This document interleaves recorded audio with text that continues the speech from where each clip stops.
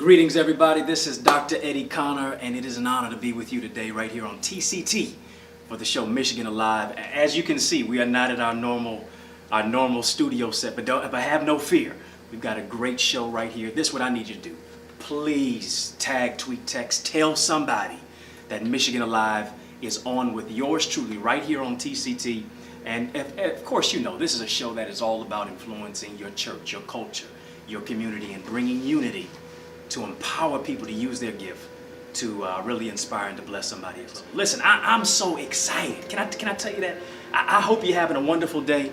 Hope you're having a blessed day. But listen, I'm so excited. I'm literally on tiptoe anticipation. I'm literally on the edge of my seat because for almost 3 decades, my guest today, Mr. Rickey Smiley, has made millions laugh across the world. Listen, if you're frowning, Rickey Smiley will leave you smiling. That's right. He masterfully bridges the secular and sacred arena with a style all his own. He wears many hats as a celebrated comedian, television host, and top-rated, nationally syndicated radio personality. He hails from Birmingham, Alabama. Hey! Listen, you've seen him on the silver screen. You've seen him on the silver screen with All About the Benjamins, with Friday After Next.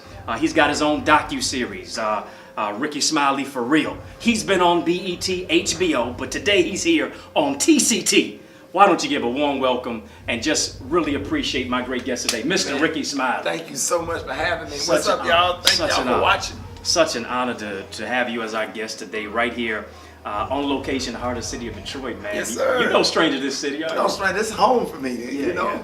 Yeah. I love the D. Every time I come to Detroit, I feel like I'm getting off the plane in Birmingham because Detroit has a southern feel. Like I really feel at home when I'm in Detroit. I don't feel like I'm out of town. You know, so you know, the Fox, Chastain Park. You know, I just Belle Isle. I just love Coney Island. Like when I come to Detroit, I live the lifestyle. I go to the restaurants. I go to the people. So I always spend time here and hang out when I'm here. And out of all the cities I go to, whenever I come to Detroit, I always go somewhere and just embrace the culture. Yeah, and you dress the part. Oh yeah, as you see. You know, you come to hey, when you come to Detroit, boy, you better. I don't have. Now look, I'm slipping. Cause I should have went and got my gators from that little store over there by the Athenium Hotel. Well, what judge? What's Judge? Judge Strong. Judge Strong. Judge Strong was supposed to take me shopping. He was supposed to take me shopping because I had. You would have had an all one tone to I was supposed to get some salmon gators. Yeah, to match the salmon and green soup, but it didn't happen. But it's all good. Listen, I'm just kidding. You here? You part of us? Yes, sir. Listen, I'm getting older, but you're getting younger. Right. Seemingly. But I remember being a kid, mesmerized, watching you with my hand under my chin, watching you on BET Comedy. Supposed to be asleep. Right? Supposed to be asleep. I'm sneaking, and I'm looking at BET Comic View, and I'm just seeing you. You just encapsulate the whole audience. You literally leave them with bated breath. And I'm wondering, where does that type of gift come from? How do you cultivate that? How do you make what's so hard look so easy? Just natural. Yeah. You have the natural gift of gab, the natural sense of humor. You know, a lot of people, you know, do comedy, but you know, you have to be naturally funny to be a comedian. I'm sorry. You know, people can write for you all day, but if you don't have the natural energy and just the natural wit, you could still probably perform, but not to a certain level. Because sometimes I walk out on stage and people just automatically laugh, and I already know it's gonna be a good night because people see me. When I walk on stage, just the energy, you know, because I'm kind of silly, you know, on stage. On stage. So I know I throw people off stage. But on stage, it just kicks in. On stage is another level. Oh yeah. And you know, as you're coming up, when did you really realize, you know, even in your younger years, you know, black don't crack, brown won't let you down, lighter do you right, so you still look young. But when did you realize that comedy was not just something that you just a joke, but it's actually a purpose for you in life, that it became a career, avenue for you? Yeah, because when I first started out, all I wanted to do was just be a comedian. I wanted to perform and get 1,200, 1,500, do 8 shows at a comedy club. That was my dream, but I had no idea that I would become, you know, television, radio, acting, you know, have a docu-series, a syndicated radio show, almost 6 million listeners, an author, philanthropist, politician. I didn't know I was going to, be doing all of that. And it just, you just take all these little jobs and have fun with it and try to encourage people and help people or whatever, and not just, make people laugh, but also teach. Also help with the Rickey Smiley Foundation. We do things with senior citizens that's been forgotten about. We deliver toys to children, at least 30 families Christmas morning. So we, for the past 9 years, we've been out at 4 o'clock in the morning with the Birmingham Police Department, and now we just spread it into Memphis and Atlanta like a toy drive, because we walking in the houses, kids don't have anything, let alone a Christmas tree and some toys, food, heat, sheets, mattress. So you go back the day after Christmas buying necessities for these people. And so, the Rickey Smiley Foundation has been doing a lot of great and wonderful things. That's what I'm most proud of out of everything. The comedy part is easy, man. I don't care nothing about, being famous. And I use the fame in order to do the work, and help people in the community, but I don't get off on being famous. Most of the time I walk around, have my hat pulled down and some Oakley shades on, and just kind of to myself, I become a recluse, but just helping people and mentoring kids and doing things in the community. That's what it's all about. That's pretty much my ministry. I use this, where we can make the money, where we could serve. Absolutely, and that you're doing just incredibly profound work. And I remember a quote that suggests a job is what you're paid for, but your calling is what you're made for. Oh, I like that. And you've discovered what that calling is for your life, because it's more than just a job. It's really a purpose, and you're really helping people to galvanize that. Somebody's watching us and wondering, how do I find joy again? How do I laugh and smile again through all the hurt, the pain, the toil, the trials that I've experienced? Really, what are some words of wisdom for even some of our viewers today who are trying to find some joy and happiness again and that purpose? Yeah. Well, first of all, you have to have a foundation. You have to keep God first. And all of our wonderful pastors and ministers all over the country always have us prepared and keep us prepared for during times of struggle and heartbreak and grief. If you don't have that solid foundation and have that relationship with God, it's hard to be happy, because the world is so cruel and so evil, and now it's become not only cruel and evil, it's become racist. Racism, spewing and the rhetoric spewing from the top. So it's already hard being black. Now you got to deal with just being black and dealing with sometimes our own, who hurt us and do things to each other in the black community. Now you're dealing with this, and now we're starting to deal with that again. But you just have to have a solid foundation and continue to be around positive people. People that smile, people that's going places, and do something different. Because if you keep doing what you're doing, you're gonna keep getting what you get. And you just have to shake yourself out of it and shake depression. And if you can afford counseling, go get help. There's help available. Nobody have to be in a funk. Nobody has. It's too much. You got phones. It's too much information out there. It's too many programs out there that's out there to help and assist people. So you just have to crawl your way and find your way to find something to latch on to that's positive. It's going to get you into a better space. Absolutely. Now you're a self-proclaimed church boy. Raised in church all your life. We had no choice. And we went to the funeral homes on Friday, a funeral or two on Saturday, and a repast where we could eat. Be in church on Sunday, and Monday BTU, Tuesday choir rehearsal, Wednesday Bible study, Thursday I think we wash clothes or something, and Friday back to the funeral home. Yeah. So we go to all the funeral homes and view all the bodies. I was about 7 or 8 before I realized that they was actually dead, because they go to my grandma, my great grandma. We go to all the hospitals first. So I was like, we get to the funeral home. I was like, well, why don't they take the people out of that hospital and put them in this hospital? These people look nicer. My grandma said they dead. Oh my goodness. That's a true story. Oh my goodness. It just like you're doing now. We've seen you hilariously imitate. It's real. Dead. After that, I was scared.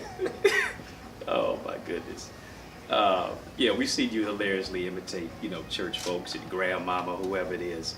We saw you tickle the keys even prior to the interview that we're doing now. But your faith is no joke. No, you really have a deep-rooted faith, and really, how has your faith really provided that direction for your life? It kept just to discover. I don't really care about all of the fame and stuff that come with it, man. I just thank God for keeping me, because this business right here, had it not been for my solid foundation and my faith, I would probably be dead. There's a lot of celebrities that's dead because of this industry. Yeah. Like and I don't want to name names, but there's a lot of celebrities that's dead. And some, that died in a hotel room, that died in car accidents and got out there because this business right here, it's a fast life. Yeah. If you don't pace yourself and have discipline, you can't do this. You can't go and perform. You'd be tempted to go to every single after party and anything you want. If you got a weed habit, they'll provide it. If you got a drug habit, they'll provide it. If you like chicks, they'll provide it. You got to have discipline in order to survive this business. You know what I'm saying? We do our show. We don't ask for nothing. If ain't nothing in the dressing room, we don't worry about it. We don't complain. We go to work. Anything that we want, we'll get it on the way. We'll stop at a 7-Eleven or a CVS. We'll get us some M&Ms and a Mountain Dew and a bag of potato chips, and we'll do that before, and we might go back. People, because what you have to understand, everybody's not happy for you. People will kill you. People will kill you just to be famous for killing you. You're dealing with a lot of people that don't have anything to lose. So when you get through performing, you get somewhere and sit down.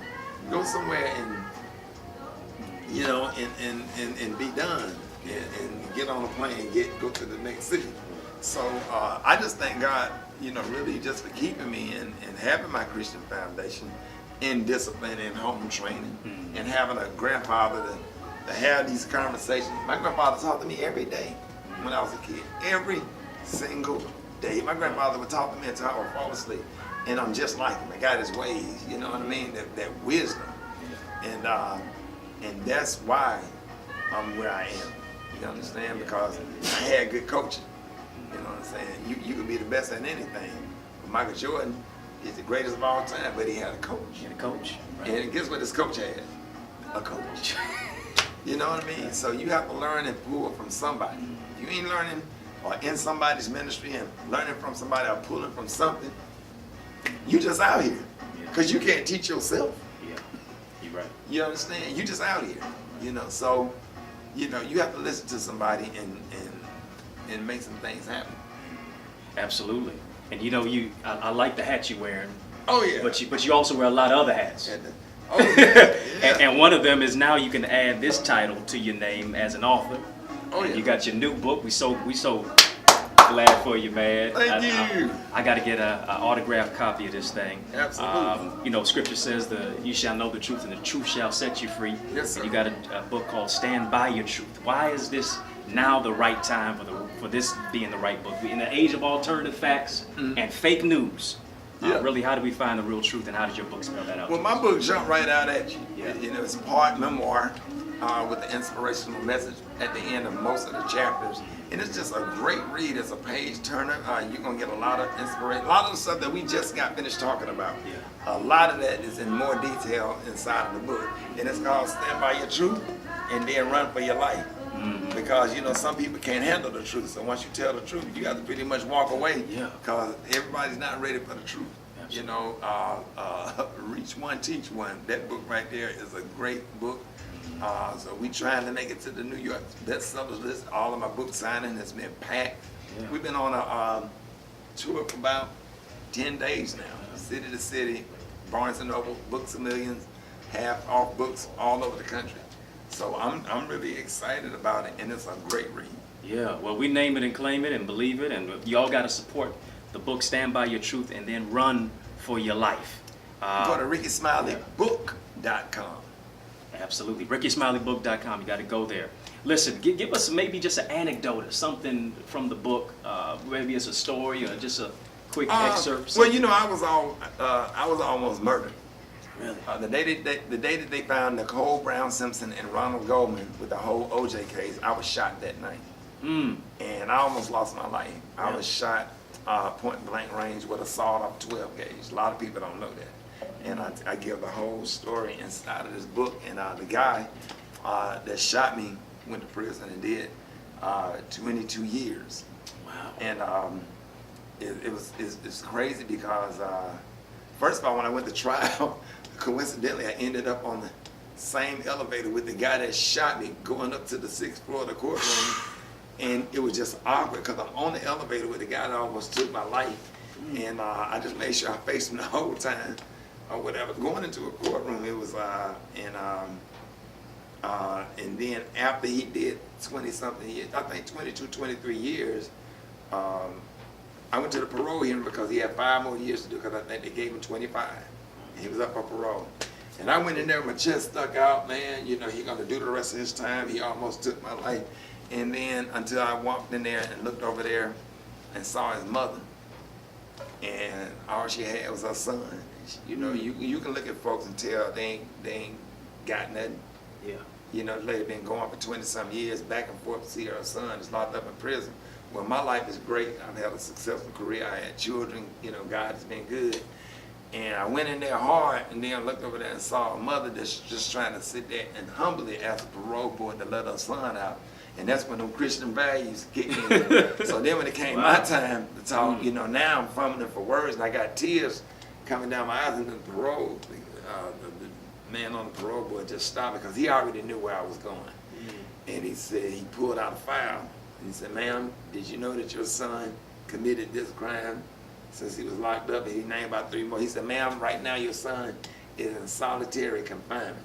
He said, ma'am, we don't parole people that's in solitary confinement. But when you read the book, you're going to be amazed at what happened once he got out of prison. But you got to order the book. Wow. It's pretty deep. The last part is if you think that part right there threw you off, the last part is shocking. Wow. Well, as we say in church, you don't look like what you've been through. Yeah. Right.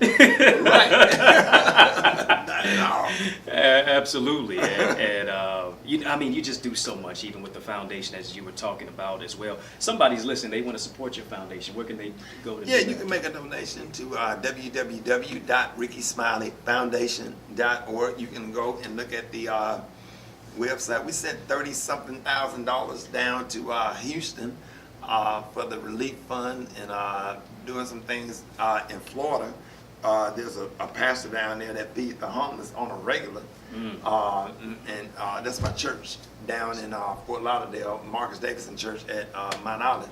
So I work with that ministry. I work with Mount Zion Ministry. I work with Pastor Nelson in Memphis. Just Friendship West in Dallas, and just work with a lot of different ministries and co-partner and helping people. Yeah. So you know, I'm pretty excited about that. But and you can see the work that we do on the webpage, www.RickeySmileyFoundation.org.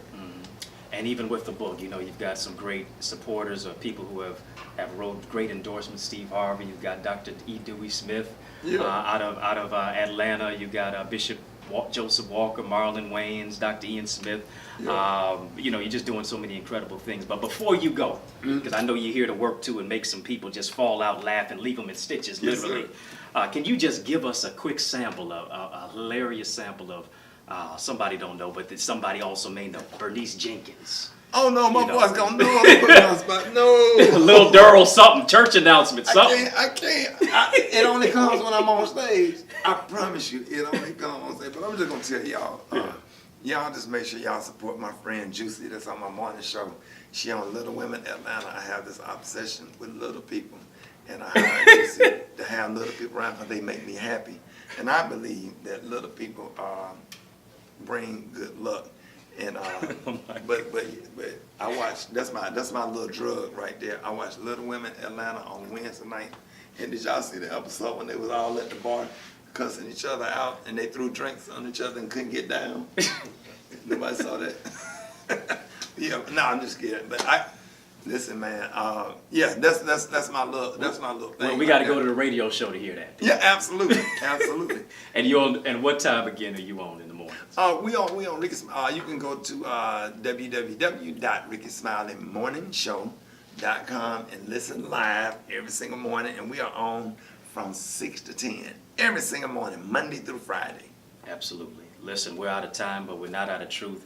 Really appreciate you joining us here in the city of Detroit and bringing your incredible flavor that only you can bring. Tell us one more time for our viewers who are here, how can they get the book and where can they go to get it? You can go to rickysmileybook.com, or you can go to amazon.com, barnesandnoble.com, booksamillion.com, any crackhead, any crip blood. No, I'm just kidding. No, go to rickysmileybook.com, and you can order. And I have audio, and it's not Siri. It's really me. It's Awesome. not Siri. Awesome. It is not Siri. It's not Siri. I had to sit there and record that entire book, and I was mad at myself. I was like, what have I gotten myself into? I know what you mean. I've done Because this. that took an ADHD. I had to take Adderall to get through those chapters. Oh, I was blacking out in that room. You got to read out loud. I felt like I was in a reading group in middle school, but I did it. He did it. Yeah, I did it. He did it. And y'all got to read all about it. Thank you so much, Rickey Smiley, for bringing you a for smile to having our me, man. faces right here on TCT on Michigan Alive.